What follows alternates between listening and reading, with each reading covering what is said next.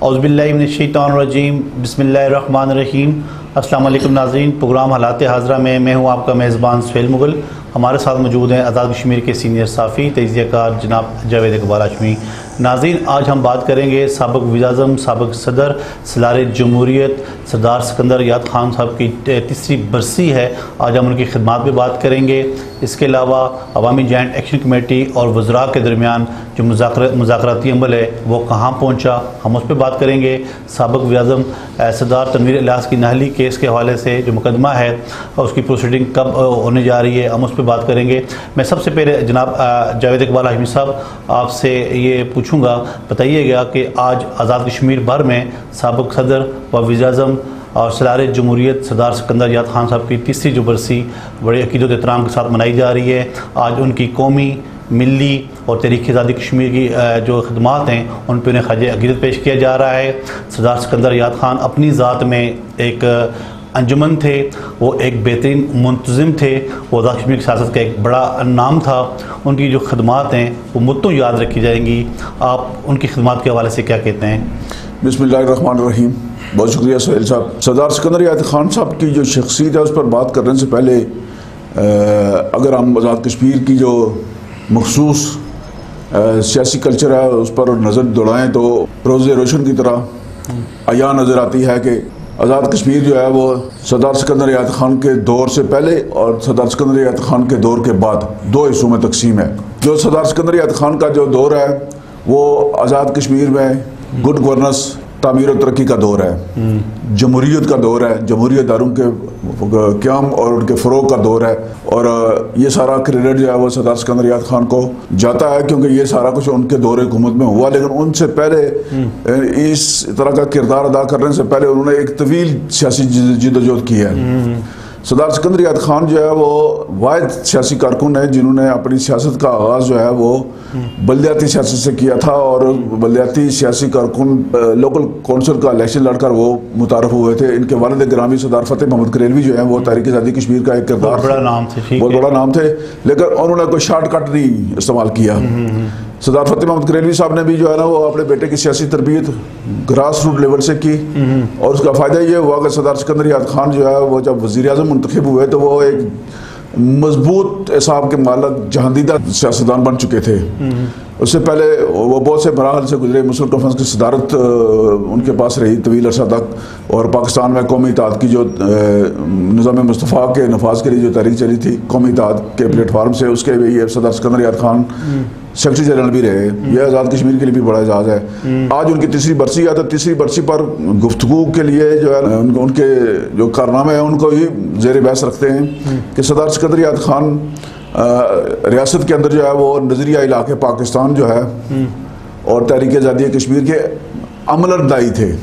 وہ زبانی باتوں پر اتنی یقین نہیں رکھتے تھے، وہ جو چیز کہتے تھے، جو بات کہتے تھے اس پر عمل کرتے تھے، اپنے کردار سے ثابت کیا ہے۔ جی، تو ان کے دور حکومت میں نظریہ علاقے پاکستان جو ہے وہ مضبوط ہوا، اس کی ترویج شاید باقاعدگی سے جاری ہوئی۔ انہوں نے اپنے دور حکومت میں ایک ادارہ قائم کیا تھا کشمیر لبریشن سیل، جس کا کام تحریک آزادی کشمیر سے متعلق معاملات کو اجاگر کرنا تھا، اور اس ادارے کے قیام کے بعد جو ہے نا وہ ہندوستان نے باقاعدہ اس پر احتجاج کیا تھا کہ آزاد کشمیر کی جو حکومت ہے وہ تحریک آزادی کشمیر کے نام پر ایک ادارہ قائم کر کے ہندوستان کے اندر جو وہ تخریب کاری اور دہشت گردی پھیلانے کی سازش کر رہی ہے۔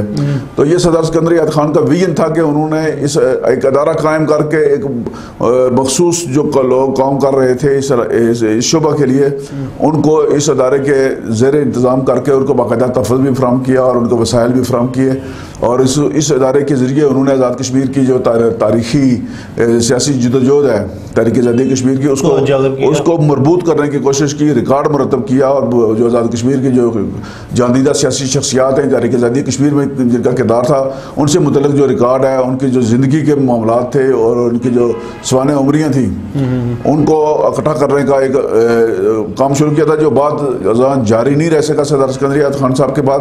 تو آج جب ان کی شخصیت پر بات کر رہے ہیں تو ترقی کے حوالے سے تھوڑا بتائیں ہاشمی صاحب. یہ جو میں بات کر رہا ہوں کہ جو سیاسی تحریک آزادی کشمیر کے لیے کردار ادا کرنے والی شخصیات کی جو خدمات ہیں ان کا ریکارڈ مرتب کرنے کا کام سکندری صاحب نے شروع کیا تھا, تو وہ بعد کی حکومتیں جو ہے نا انہوں نے جاری نہیں رکھ سکا. اگر یہ کام جاری رہا تھا آج سردار سکندر یاد خان بھی اس کا حصہ ہوتے, لیکن بعد کی حکومتوں کی ترجیحات بدلتی رہی ہیں. تو سردار سکندر یاد خان کی سیاسی خدمات جو ہیں وہ آزاد کشمیر میں کسی بھی بڑے سیاستدان سے کم نہیں ہیں. سردار سکندر یاد خان مسلم کانفرنس جو ریاست کی سب سے بڑی جماعت تھی اس کے صدر بھی رہے اور طویل عرصہ تک اس کے صدر رہے.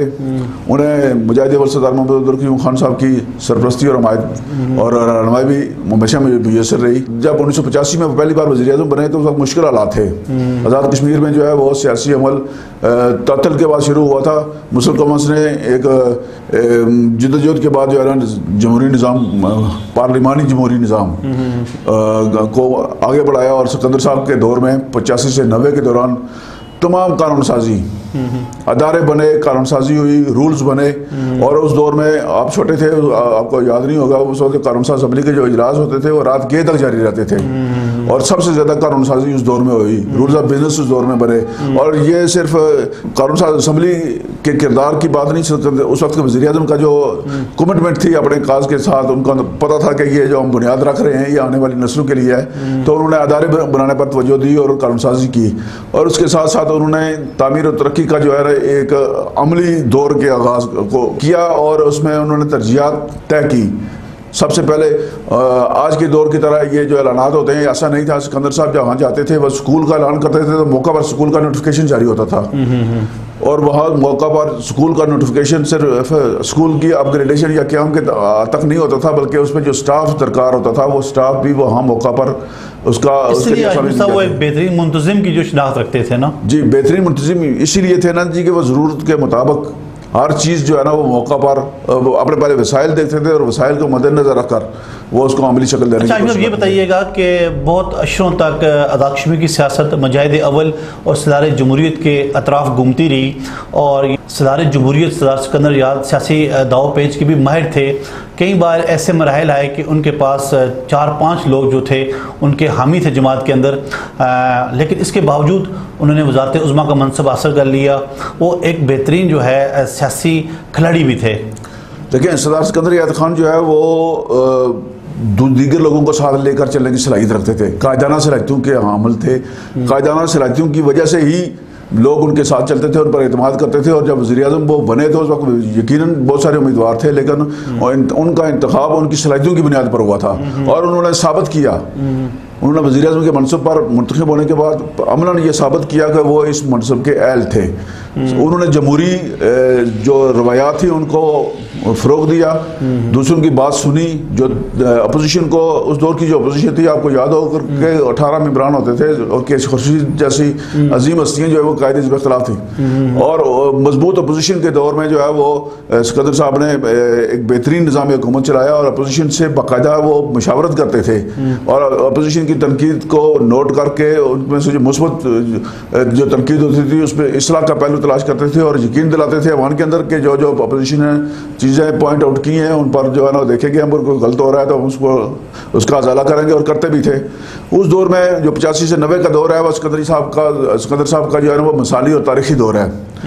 اس کے بعد کچھ عرصہ جو ہے نا مسلم کانفرنس تقسیم بھی رہی, لیکن نظریہ جو ہے نظریاتی کمٹمنٹ ان کی کبھی کمزور نہیں ہوئی. پاکستان کے ساتھ ان کی جو وابستگی تھی, نظریہ پاکستان کے ساتھ ان کی جو وابستگی تھی وہ غیر مشروط تھی. صاحب صاحب یہ بتائیے گا, جب تک مجاہد اول سردار عبدالقیوم خان اور صدر جمہوریت سردار سکندر یاد سیاست میں ان رہے, متحرک رہے, بہت سی مشکلات آئیں مسلم کانفرنس کے اندر, لیکن انہوں نے جماعت کو جوڑ کے رکھا. دونوں شخصیات نے اپنی نا کی قربانی بھی دی کئی بار, لیکن ان دونوں شخصیات کی رحلت کے بعد جو مشکلات مسلم کانفرنس کی بڑی, یہ جو خلا پیدا ہوا ہے, کیا یہ کبھی پورا ہو پائے گا؟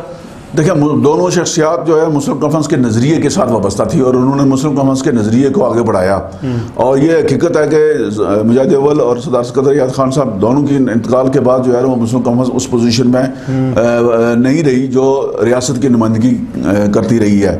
جب تک مسلم کانفرنس میں یہ شخصیات موجود رہی, پاکستان میں جو ہے نا ان دونوں کو شخصیات کا جو ہے وہ نام چلتا تھا، ان کا نام کا سکہ چلتا تھا، اور ان کو عزت و احترام کے ساتھ جو ہے نا وہ پاکستان میں وہ مقام دیا جاتا تھا جو ریاست جموں کشمیر کے عوام کا حق بنتا ہے. تو ان دونوں نے اپنی علیحدگی کے ذریعے یہ ثابت بھی کیا.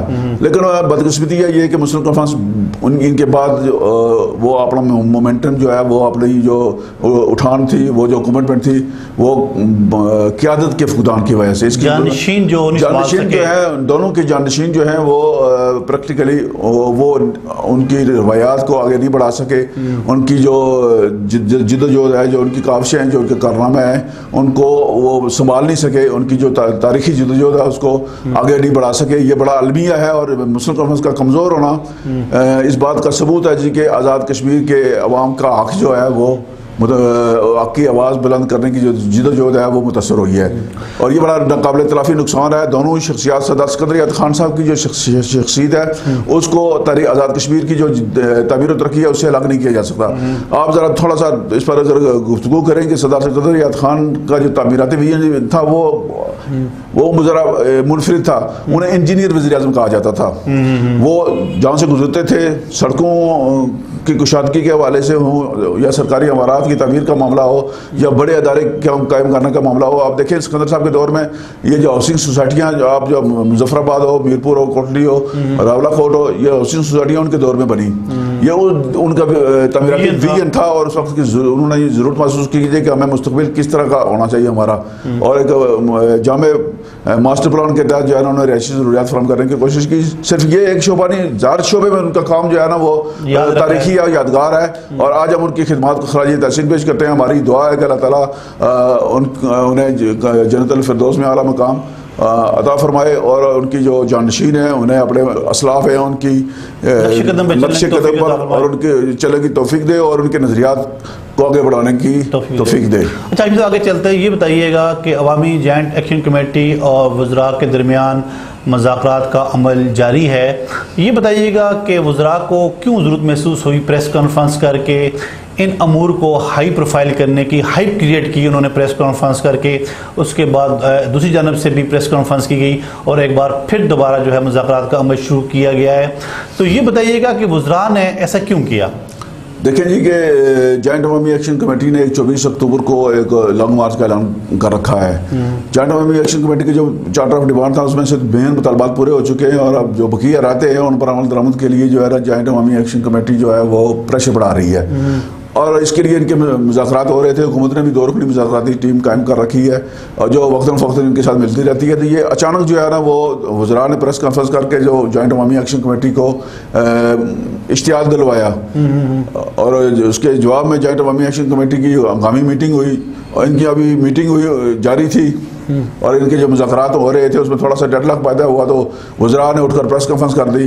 اور جو وزیر اطلاعات ہیں مولانا مظہر سعید صاحب، ان کا جو لب و لہجہ ہے، وہ جو انداز ہے وہ انتہائی اشتعال انگیز ہے. اور سیاسی معاملات میں اس طرح کے جذبات نہیں چلتے. جب آپ 2 فریق بیٹھ کر مذاکرات کر رہے ہیں تو ایک فریق کس طرح کا اشتعال پیدا کرنے کی کوشش کرے، تو جب وہ حکومت میں شامل ہو تو اس کو یہ زیب نہیں دیتا. تو حکومتی مذاکراتی ٹیم کو تحمل، برداشت اور رواداری کا مظاہرہ کرنا چاہیے تھا. جوائنٹ عوامی ایکشن کمیٹی نے اس کے رد عمل میں پھر جوابی پریس کانفرنس کی. تھوڑا سا ماحول تلخ ہوا، لیکن بعد میں جو بیک ڈور چینل ہے اس کے ذریعے دونوں کے درمیان تعلقات جو ہے نا وہ بحال کی. مذاکراتی عمل دوبارہ شروع ہے. اب 15 اکتوبر کو جو ہے نا وہ احتجاج کا اعلان کر رکھا ہے اب جوائنٹ عوامی ایکشن کمیٹی نے، اور 24 کو بھی جو احتجاج کریں گے، لیکن وہ لانگ مارچ جو ہے نا وہ 24 کو نظر نہیں آ رہا. اور ایسا محسوس ہوتا ہے کہ حکومت آزاد کشمیر کی کچھ شخصیات جو ہے نا وہ چاہتی ہیں کہ یہ ایشو دوبارہ پیدا ہو، یہ ایشو دوبارہ جو ہے نا زندہ ہو، تاکہ وہ اپنی سیاست کو، اپنے اقتدار کو آگے طول دے سکیں. اچھا اب یہ بتائیے گا کہ سابق وزیر سردار تنویر الیاس خان کی نااہلی کا کیس جو ہے سپریم کورٹ میں چل رہا ہے، اس کی پروسیڈنگ کے حوالے سے کیا اطلاعات ہیں آپ کے پاس؟ جی مبینہ اطلاعات ہیں کہ 11 اکتوبر کو کل کے دن جو ہے نا اس کی سماعت کے لیے سپریم کورٹ سے نوٹس جاری ہو گئے. تو باقی کام تو عدالت میں ہی ہوگا کل، لیکن یہ بڑا امید کا عمل کیس ہے کہ تقریباً یہ 16 ماہ کے بعد اس کی سماعت ہو رہی ہے تو توقع رکھنی چاہیے کہ یہ کیس انصاف کے تقاضوں کے مطابق جو ہے نا یکسو ہو جائے گا۔ جی ہاشمی صاحب، سیاسی حلقوں میں نے بھی ان امور پہ بڑی گہری نظر رکھی ہوئی ہے۔ اس کے علاوہ سابق وزیر اعظم راجہ فاروق حیدر خان نے بھی عدالت عالیہ میں وزیر اعظم آزاد کشمیر کے انتخابی طریقہ کار کو چیلنج کر رکھا ہے۔ وہ پروسیڈنگ کہاں تک پہنچی؟ جو ریٹ فاروق حیدر صاحب نے دائر کیا وہ آئینی ریٹ پٹیشن ہے، کوورنٹو ہے، اور اس پر کل گزشتہ روز جو ہے نا وہ چیف جسٹس عدالت عالیہ کے پاس یہ مثل پیش ہوئی تھی، جس پر انہوں نے متعلقین کو نوٹس جاری کیا اور آئندہ تاریخ سماعت 22 اکتوبر جو ہے نا وہ مقرر کی ہے۔ اور یہ جو فاروق حیدر صاحب کی جو ریٹ پٹیشن ہے یہ جو ہے نا یہ ٹرننگ پوائنٹ ہے آزاد کشمیر کے ہر بندے کی نظر ہے اس پر۔ یہ اس ریٹ پٹیشن میں انتہائی اہم نوعیت کے معاملات جو ہے نا وہ اٹھائے گئے ہیں، آئینی معاملات اٹھائے گئے ہیں، اور آزاد کشمیر کی ہائی کورٹ کے لیے بھی یہ ایک امتحان ہے۔ آئین اور قانون کے مطابق جو ہے نا اگر یہ اس کیس کو آگے بڑھایا جاتا ہے تو یہ مثال بنے گا آئندہ آنے والے نسلوں کے لیے۔ اچھا یہ بتائیے گا کہ راجہ فاروق حیدر خان سینئر پارلیمنٹیرین ہیں، 2 بار وزیر اعظم رہے ہیں، اپوزیشن لیڈر رہے ہیں، آزاد کشمیر کے عوام میں ان کا ایک بڑا قد کاٹ ہے۔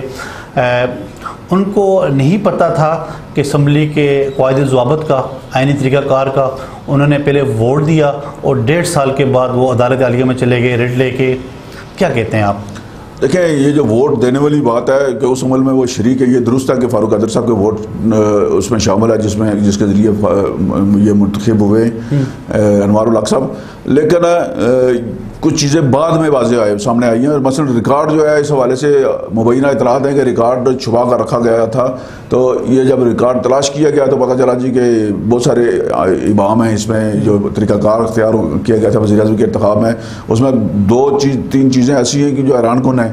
جب ڈپٹی اسپیکر صاحب اجلاس کی صدارت کر رہے ہیں تو اسپیکر صاحب نیچے بیٹھے ہوئے ہیں۔ ایسا ہو نہیں سکتا قانونی طور پر، ڈپٹی اسپیکر اس وقت صدارت کرے گا جب اسپیکر ایوان کے اندر موجود نہ ہو۔ یہ نہیں ہو سکتا کہ اسپیکر نیچے ایوان میں بیٹھے اور ڈپٹی اسپیکر اس اجلاس کی صدارت کر دے۔ اب اسمبلی کا جو طریقہ کار ہے پروسیڈنگ ہے اس کا یہ ہے کہ پہلے اجلاس میں جو ہے نا وہ پینل آف چیئرمین کا اعلان کیا جاتا ہے کہ اسپیکر اور ڈپٹی اسپیکر کی عدم موجودگی میں 3 بندے بتائے جاتے ہیں کہ یہ اجلاس کی صدارت کریں گے باری باری۔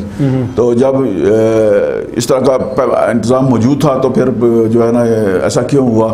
اور پھر جو ریٹ پٹیشن میں جو معاملات اٹھائے گئے ہیں وہ ریکارڈ کی روشنی میں جو ہے وہ دیکھے جائیں گے۔ اور اسمبلی کا آپ کو پتہ ہے کہ اسمبلی کا جو ساری پروسیڈنگ ہے اس کی آڈیو اور ویڈیو ریکارڈنگ ہوتی ہے، اس میں کوئی رد و بدل نہیں ہو سکتا۔ آج تو ریکارڈ عدالت منگوا سکتی ہے یہ اس کو دیکھنے کے لیے۔ صاحب شارٹلی یہ بتائیے گا کہ سابق وزیر اعظم راجہ فاروق حیدر خان صاحب نے اس کے علاوہ بھی پرسرار آزاد کشمیر کے دورے شروع کر رکھے ہیں، مختلف وہ مقامات پہ جا کے سگوار خاندانوں سے بظاہر تو تحذیر کر رہے ہیں، لیکن واقفان حال کا کہنا ہے کہ یہ جو پرسرار ان کی جو سرگرمیاں ہیں یہ سیاسی سرگرمیاں ہیں۔ کیا کہتے ہیں آپ؟ راجہ فاروق حیدر خان صاحب جب سے برطانیہ سے واپس آئے ہیں، جی برطانیہ سے واپس آنے کے بعد وہ آرام سے نہیں بیٹھے ہیں، مطلب وہ پہلے دن سے ہی جو ہے وہ مترک ہیں۔ برطانیہ میں بھی ان کا یہ دورہ جو ہے نا وہ انتہائی اہمیت کا عمل رہا ہے، وہاں بہت مترک رہے ہیں، بہت ساری تقریبات ہوئی ہیں، بہت سارے استقبالیہ پروگرام ہوئے ہیں، اور وہاں طویل عرصہ بعد مسلم لیگ نون بسیط جماعت جو ہے وہ مترک ہوئی ہے۔ اور اسی برطانیہ کے دورے کے دوران جو چارجنگ ہوئی ہے فاروق حیدر صاحب کی، وہ اس کے اثرات آزاد کشمیر میں بھی انہوں نے جاری رکھے ہیں۔ اب بظاہر وہ دورہ برطانیہ کے دوران جو ان کی عدم موجودگی میں جو واقعات ہوئے، جو اموات واقعہ ہوئی، ان کی تجدید کے لیے وہ جا رہے ہیں، لیکن ان کو زبردست پذیرائی مل رہی ہے پورے آزاد کشمیر میں۔ جہاں جہاں بھی وہ گئے ہیں، فارورڈ کوٹا گئے ہیں، نیلم گئے ہیں، کوٹلی گئے ہیں، میرپور گئے ہیں، بھیمبر گئے ہیں، ہر جگہ جو ہے ان کو عوامی سطح پر جو ہے نا بہت پذیرائی مل رہی ہے۔ اور یہ بات بہت خوش آئند ہے جی کہ فاروق حیدر صاحب مترک ہوئے ہیں اور سیاسی عمل کا آغاز کیا انہوں نے۔ بہت شکریہ ہاشمی صاحب۔ ناظرین، نئے پروگرام میں نئے موضوعات کے ساتھ پھر حاضر ہوں گے، تب تک لی دیجیے اجازت۔ اللہ حافظ۔